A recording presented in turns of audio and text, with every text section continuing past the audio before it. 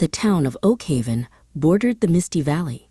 Everyone knew the rule: never go in when the fog rolls down. Look, the wall ends here. Where does the path lead? Wait, look! Over there in the trees! Something's moving!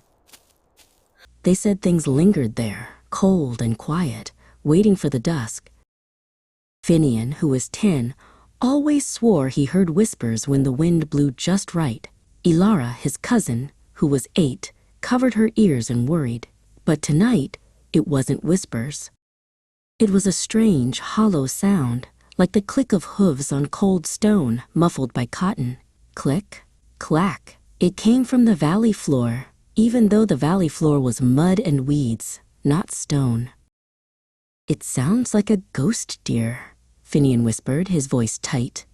Grandpa always said the animals that lived there before the fog came back sometimes, only quieter.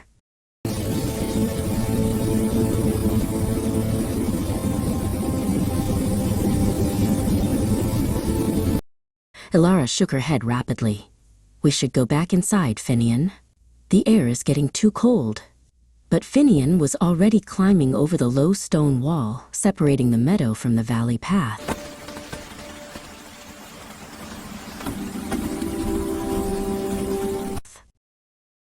The fog immediately wrapped around them. It wasn't just cold. It felt heavy, like wet velvet.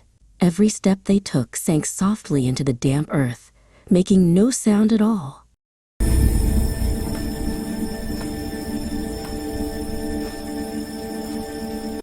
Then they saw it. Not near them, but ahead, where the mist thinned for a second, high on a ridge. 2 enormous eyes, glowing an unsettling, dim blue. They didn't blink. "A ghost wolf," Ilara gasped, covering her mouth. It stood absolutely still, just a silhouette of something huge and ancient, watching them from the gloom. And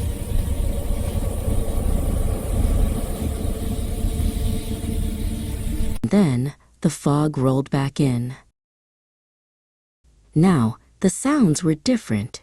Not hooves, but a slow, scraping hiss, coming from the brush just to their left. It sounded like scales dragging over dried leaves, long and slow. Finian pointed the light. He caught a flash of movement, a shape, long and fluid, like a ghost snake slithering away into the deeper, darker shadows beneath the trees. It left behind an intense chill. They didn't run. They couldn't.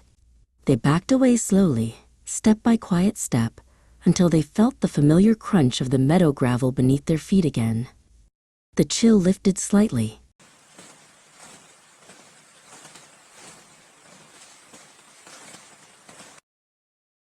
The next morning, the fog was gone, leaving the valley green and silent under the sun. But high on the low stone wall where they had crossed, they saw a single, perfect, and utterly frozen feather. The animals were still waiting.